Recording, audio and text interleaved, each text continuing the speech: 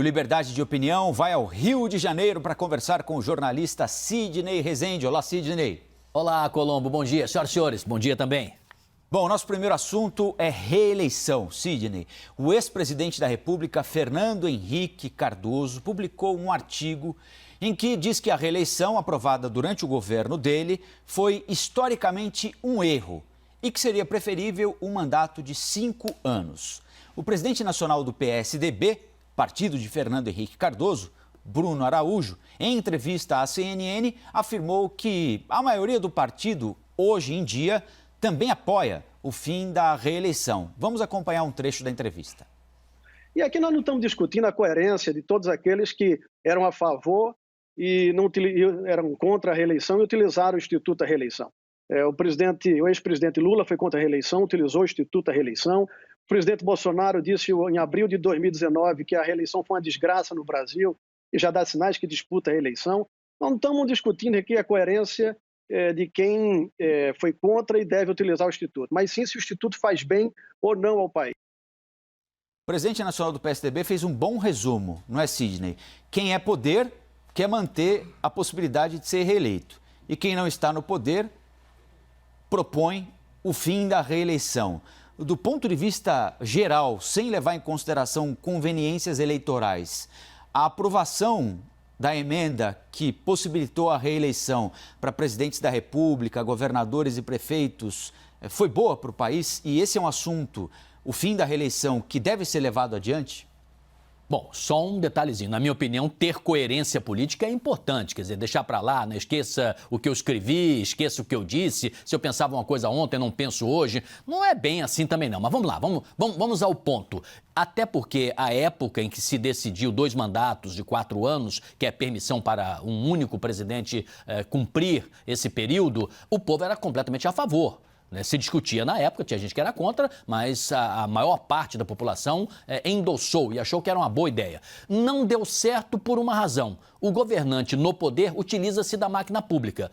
Ora, se a gente ficar mudando conforme o sabor do vento a legislação, praticamente a cada 10 anos você tem que fazer uma nova Constituição, mudar as regras do jogo. Eu acho que isso é muito, muito complicado. Pelo amor de Deus, é preciso ter um pouco mais de seriedade. A elite política, o povo em geral, pensar com mais vagar nas coisas, não tomar decisão emocional, sem desconhecer cada detalhe. Mas por que não deu certo? Se está utilizando-se da máquina pública, se o governante e o seu partido se beneficiam disso numa disputa, e é bem injusto isso, né? Tanto aqui como nos Estados Unidos, você tem o presidente da República, por exemplo, pode ser até que ele não inaugure alguma coisa, mas uma aparição pública dele, ele ganha espaço em todos os telejornais, em toda a mídia em geral, na mídia digital, e é razoável que aconteça, ele é o presidente da República, e os seus concorrentes, que não têm esse mesmo espaço, né? E ele já é popular por estar no cargo. Então, vamos pensar por partes. Se a gente achar que realmente tem que mudar, que eu não acho isso bom, no sentido de ficar mudando todo e sempre, e vai ter que se discutir isso no Congresso novamente, e se tem que ter o número de votos, como diz a Constituição, para se alterar. A outra coisa seria fortalecer a justiça eleitoral.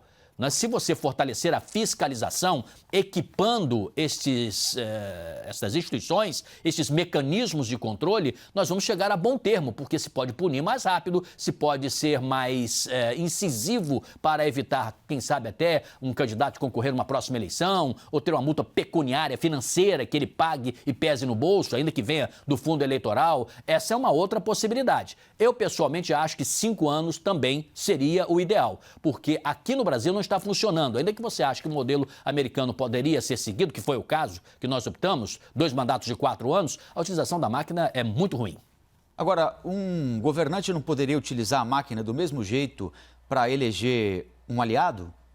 Com a permissão de fazer inauguração, de continuar aplicando dinheiro onde ele acha que vai lhe render mais voto e não onde o país mais precisa, ou a cidade ou o estado naquele determinado momento?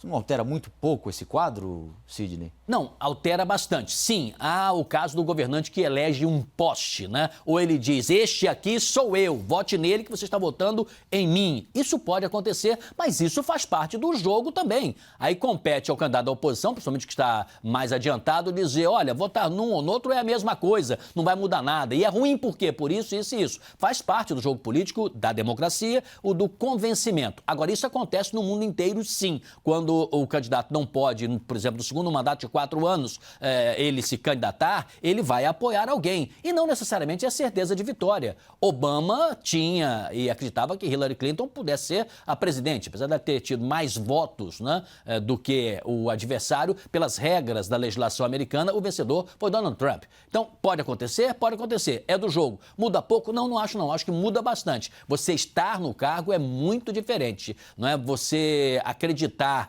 que alguém pode manobrar por você é uma coisa. Você manobrar para si próprio é uma outra completamente diferente. Um governante que está no poder, ele sendo candidato à reeleição, ele sabe todos os mecanismos da máquina para que a máquina trabalhe favoravelmente para ele se reeleger. O secretário da Cultura, Mário Frias, se envolveu em uma polêmica após participar de um vídeo das comemorações de 7 de setembro. E aí, durante discussões em redes sociais, não é? Bate-boca virtual, ele respondeu ao deputado estadual pelo PSOL do Rio de Janeiro, Flávio Serafini, para que o deputado tivesse cuidado com a Polícia Federal. Foi uma resposta ao deputado estadual Serafini, que tinha dito que Frias foi escolhido para protagonizar essa gravação porque nenhum ator renomado tinha topado, abre aspas, queimar o filme, fecha aspas, ao lado do presidente Bolsonaro. Sidney está rindo aí, né? Queria saber o que é que você achou desse bate-boca virtual, Sidney. Não é a primeira figura que ocupa esse cargo de secretário de Cultura que se envolve em polêmica, né? Parece um cargo fadado a esse tipo de discussão, né? E também sobre a reação do secretário, né? O que ele quis dizer ali para o deputado, né? Cuidado com a Polícia Federal, né? É uma declaração infeliz. Mas por que eu tô rindo? Porque é divertido e ponto, né? E porque eu tenho informações de ordem mais geral que mostram que o mais importante não é isso. Então, quando você tem um ministro da Cultura falando mal de humorista porque ele fez o seu humor lá, fez o seu trabalho de comediante de uma maneira e não de outra, quando a SECOM entra no meio, tenha mais seriedade com assuntos sérios e tal, o humor faz parte disso, é irreverência, né? É liberdade, é arte também, quando muito bem feito, e é cultura também, porque ajuda de alguma maneira você rir do que aparentemente é sério e te ajuda a refletir. É um avanço. Então é uma perda de tempo tudo isso. Serafini é candidato à prefeitura de Niterói. Então para ele também ter essa visibilidade acabou sendo boa. Essa crítica de que Mário Frias é um canastrão, é um péssimo ator, tá bom, tem gente que pode achar que não, gente que achar que sim, ou a maioria achar que sim, ou a crítica de que ele não sabe escrever português direitinho, não domina o português, não sabe escrever direito, não sabe colocar uma vírgula, não sabe desenvolver suas ideias, ele faz sem competência, né, do domínio da língua, do idioma e da gramática. Isso também se dizia do Weintraub, ele de fato dava motivos para isso, com escritas ortográficas erradas. Tudo isso também, tá bom, é um registro, mas não é mais importante. O mais importante é que o Ministério da Cultura hoje, quer dizer, ele está subordinado ao Ministério do Turismo, vai receber 2,5 bilhões de recursos para o ano que vem. Olha, uma reforma do Maracanã foi 1 bilhão. Ele vai receber 2,5. Não tem muito o que fazer com esse dinheiro. A presidência da República, esse ano, por exemplo, com 14,6 bilhões. E lá dentro é cartão corporativo, inclusive. Então se tem muito mais gastos em outras áreas do que na área cultural. Mais importante é, qual é a política cultural do Brasil? O ministro Mário Frias não disse, eu também não sei qual é. Quais as principais medidas que ele fez? Fez uma ação cultural agora, que são esses documentários para homenagear os heróis brasileiros em que ele próprio foi apresentador. É uma ação cultural, mas não é uma política cultural. O que ele pretende para o Brasil para estimular esse setor tão importante e tão vital? Não sei. A indústria cinematográfica no Brasil é vista como prioridade? Não, não é. E a gente fica assistindo filmes aí da Índia, agora até da China, filmes da Dinamarca estão entrando aqui, de outros países, porque esses países entendem que o cinema é uma maneira de você propagar o jeito de se comportar, de viver de um povo. Então, o nosso estilo, nossos símbolos, a nossa forma de ver o mundo, ela inexiste porque você não tem nenhum incentivo à indústria cultural de nenhuma ordem, nem aproximação da iniciativa privada. Então, esse é o mais importante. As discussõezinhas ali do Mário Frias, tá divertido, é legal, né? Fica ali na nossa gargalhada, né? A gente ri um pouquinho e ponto final. Mas isso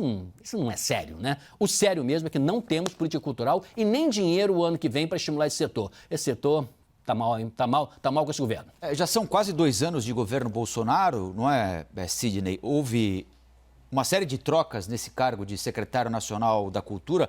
Houve, né, aquele vídeo do Roberto Alvim fazendo citações nazistas. Ele foi retirado, aí veio a Regina Duarte, passou um tempo muito rápido ali pela Secretaria Nacional de Cultura também, né?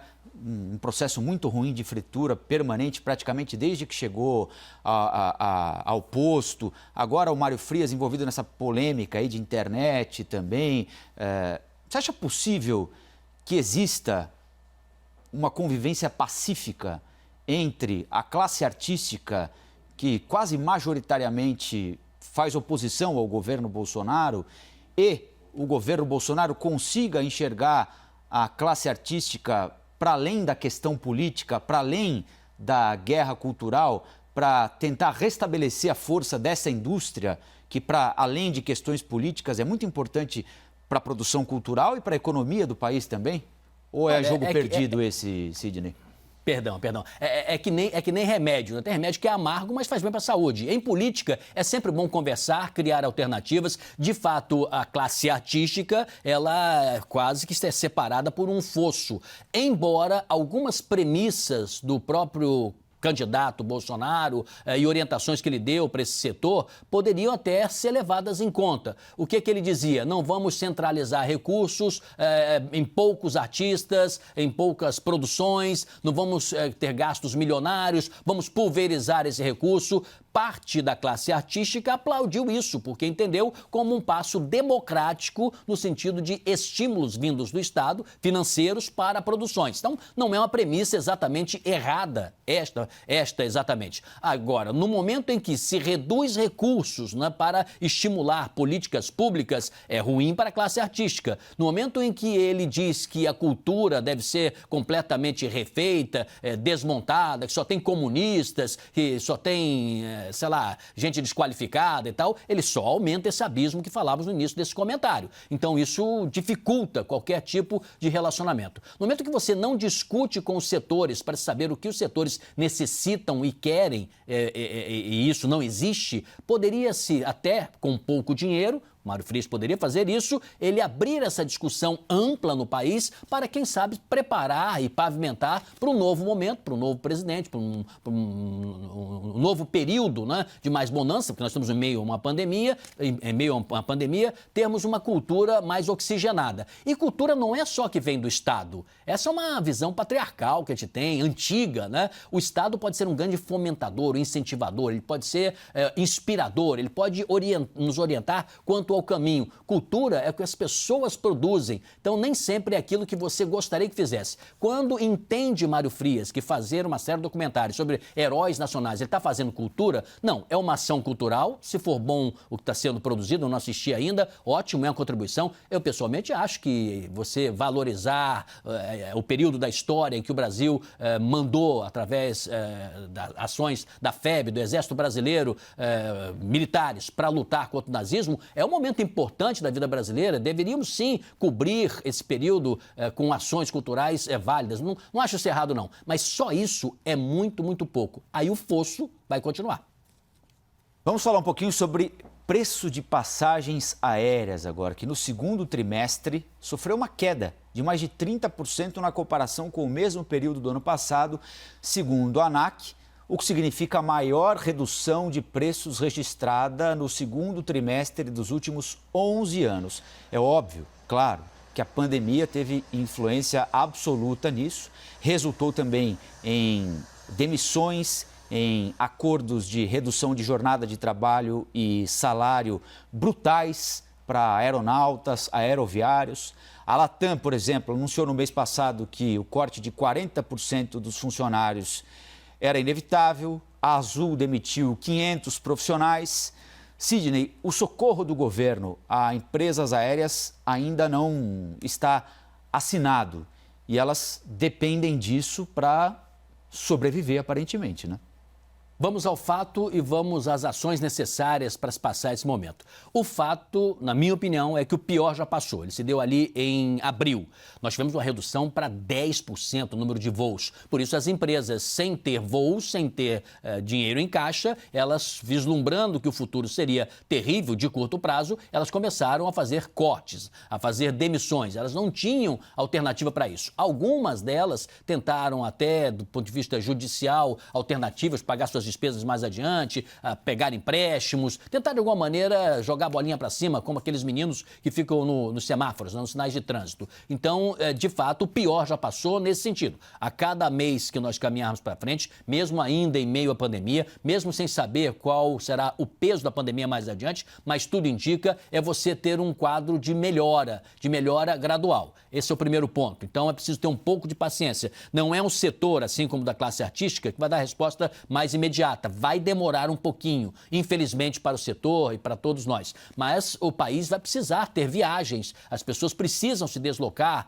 para fazer negócios, para visitar seus familiares, para tocar as suas vidas. E elas vão encontrar nos preços mais baixos e na forma de pagamento e até em programação, quem sabe, turística de compra antecipada, descontos vantajosos, mesmo estando muitas delas desempregadas, mesmo a economia ainda demonstrando que vai ficar meio claudicante, né? Meio trôpega nos próximos meses. Isso vai acontecer. Vamos então agora à história da ajuda. Bem, qual é a visão liberal que o governo quer defender? Se a visão é liberal, o Estado não pode ser um Estado hospital, ficar ajudando todo mundo.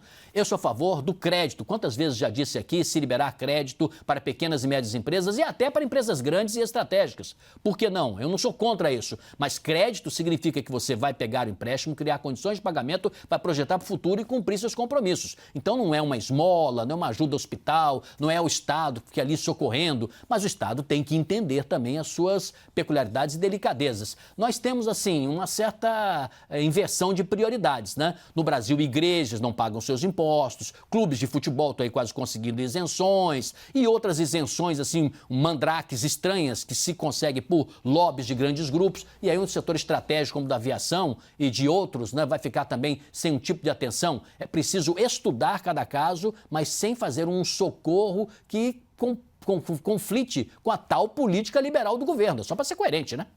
Até porque, não é, Sidney? Antes da pandemia, e esse foi um setor que sofreu violentamente, como você muito bem resumiu aí com a pandemia, né? Porque depende fundamentalmente também da confiança das pessoas, né? E muita gente não está confiante ainda para pegar um avião e viajar. Muita gente passou a fazer reunião virtual e dispensar viagens de avião para se encontrar com pessoas em outras cidades, em outros países. Mas a intenção do governo Bolsonaro antes disso era atrair para o Brasil empresas de baixo custo para aumentar a concorrência aqui. Porque já havia, não só desse governo, mas de governos anteriores, a conclusão de que esse era um mercado super concentrado entre 4 empresas que não possibilitavam ao passageiro encontrar boas ofertas de passagem, por exemplo, né? Não só essa perspectiva de aumentar a concorrência diminuiu, como agora a previsão, o horizonte é de um aumento de concentração de mercado, né? Então a gente tem de pensar na sobrevivência das empresas aéreas, o que é fundamental, mas na sobrevivência do consumidor também, né? Porque para que ele tenha o mínimo de possibilidade de escolher para onde vai com o melhor preço, né? Lembra aquela análise que já fizemos aqui tantas vezes, né, no Liberdade de Opinião, dizendo quais são as ações do Estado e quais são as ações de governo? As de Estado, no nosso caso aqui, que a economia que se pretende cada vez mais aberta, é você ter a competição, você ter o pluralismo, você ter a opção de serviços para que o cidadão, o consumidor, possa escolher este ou aquele serviço, esta ou aquela empresa, e elas, no momento em que disputem no mercado pujante, elas possam baixar o preço, criar condições e facilitar a vida de todos. Isso é um capitalismo, vamos dizer assim, mais dinâmico, mais moderno e que pode, sim, ajudar a desenvolver a sociedade nas suas relações comerciais. Isso é uma forma e um estilo a perseguir se a sociedade entender que esse é o caminho. A outra é a ação de governo. Nós não temos condições de ter muitas empresas de aviação. Tem países altamente competitivos, altamente desenvolvidos, com a economia que estava até abaixo do Brasil há 30 anos e hoje está com a economia muito mais avançada em relação ao Brasil, que tem poucas empresas também. Não tem nada a ver com comunismo, com centralização, com estatização, não tem isso.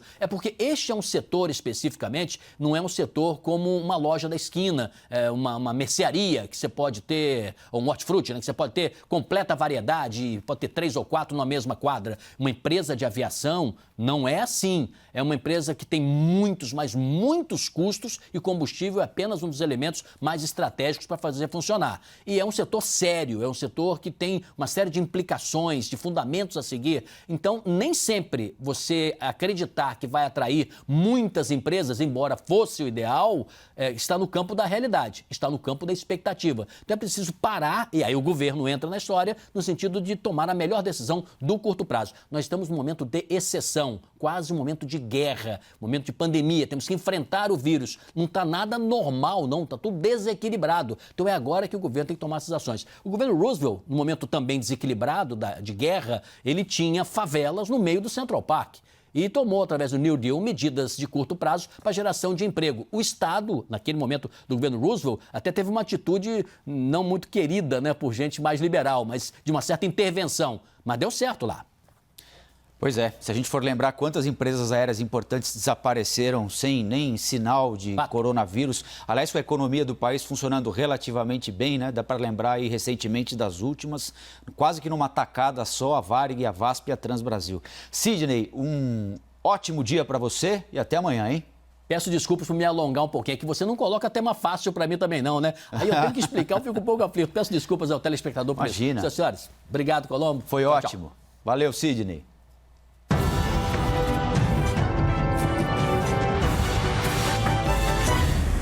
As opiniões emitidas pelos comentaristas do quadro não refletem necessariamente a posição da CNN.